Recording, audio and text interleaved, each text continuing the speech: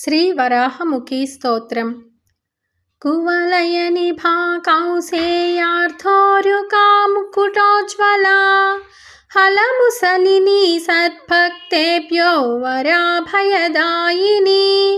కపిలనయనా మధ్యే క్షామా కఠోరఘనస్తని జయతి జగతాం మాతః సా తే వరాహముఖీ తనుః तरति विपदो घोरा दूरात् परिह्रियते भयं स्खलितमतिभिर्भूतप्रेतैः स्वयं व्रियते श्रिया क्षपयति रिपूनिष्टे वाचां रणे लभते जयं वसयति जगत्सर्वं वाराहि यस्त्वयि भक्तिमान् स्तिमितगतयः सीदद्वाचः परिच्युतहेतयः क्षुभितहृदयः सद्यो नश्यदृशो गलितौजसः भयपरवशा भग्नोत्साहाः वराहता पुरुषाः भगवती पुरस्त्वद्भक्तानां भवन्ति विरोधिनः किसलय मृदुर्हस्तः क्लिश्येत कन्दुकलीलया भगवति महाभारः क्रीडा सरोरुहमेव ते तदपि मुसलं धत्से हस्ते हलं समयद्रुहां हरसि च तदाघातैः प्राणानहो तव साहसं जननि नियतस्थाने त्वद्वामदक्षिणपार्श्वयो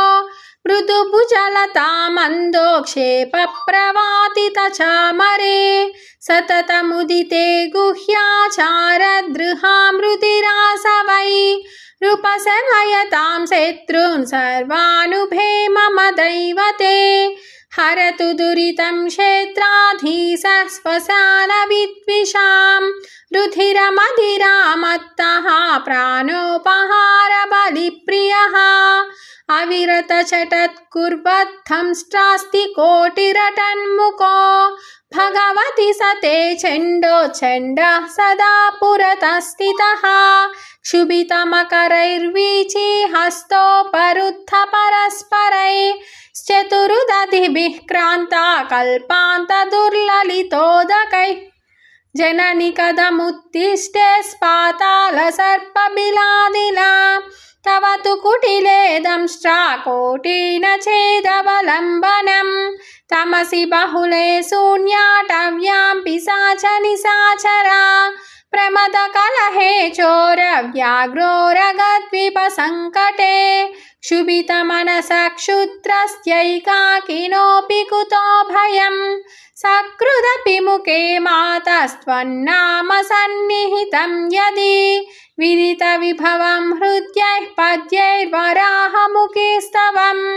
सकलफलदं पूर्णं मन्त्राक्षरैरिमये मयः पठति स पटुः प्राप्नोत्यायुश्चिरं कवितां प्रियां सुतसुखधनारोग्यं कीर्तिं श्रियं जयमुर्वराम् इति श्रीवराहमुखी स्तवः सम्पूर्णम्।